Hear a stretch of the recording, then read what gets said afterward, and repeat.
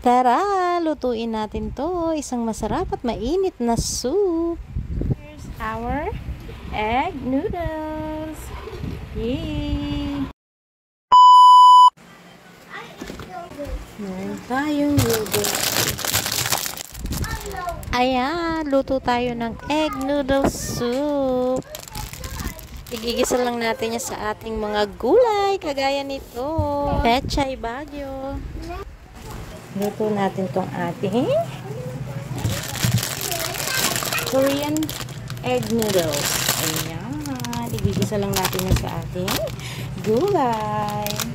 Tapos, lagyan natin yan ng egg. Kuha tayo ng dalawang egg. Ilalagay rin natin yung dito. Diba? Meron tayo dito ang Pechay Baguio. At meron din tayong bell pepper. And yung ating egg noodles. Yung ating fresh egg noodles. Dalawang egg. Magluto na tayo.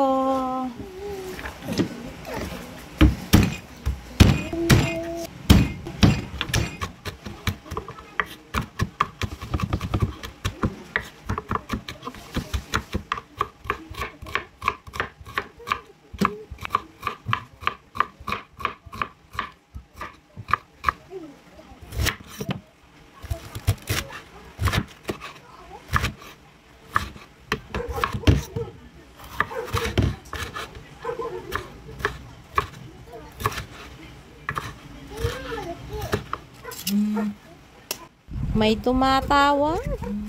Pati nga yung aso ng kapitbahay. Nakikisabay rin. Ang galing tumiming ng mga aso ng kapitbahay. Lagay tayo ng mantika.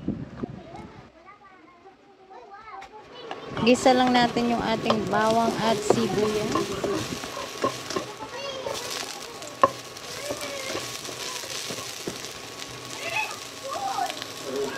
Lagyan natin ng tubig.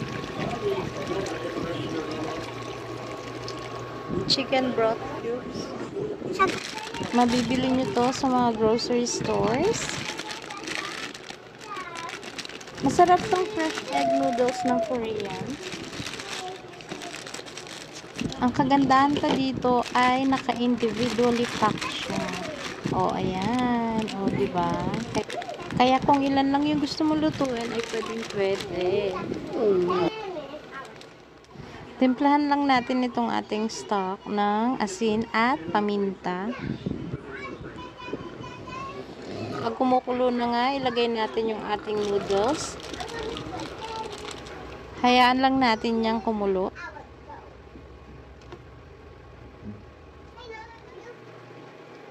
At pag naghiwa-walay na yung ating noodles, tsaka naman natin ilalagay yung ating scrambled egg. Ayan, kumukulo na. Ilagay na natin yung ating scrambled egg. Dahan-dahan lang yung paglagay para hindi siya masyadong mamuo.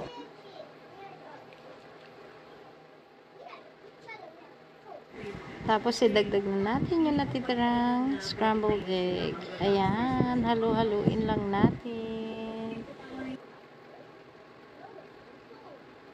Pagkatapos ilagay naman natin yung ating bell pepper.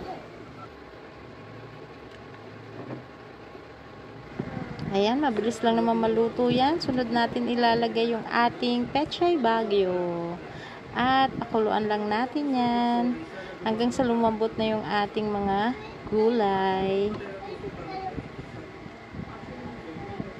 Tikman natin. Sarap. Sarap na, guys. So, i-try nyo na rin to. Perfect ngayong maulan ng panahon. O, diba? Sa konting sahog lang natin ay meron na tayong masarap na egg noodle soup. O, diba? Yummy!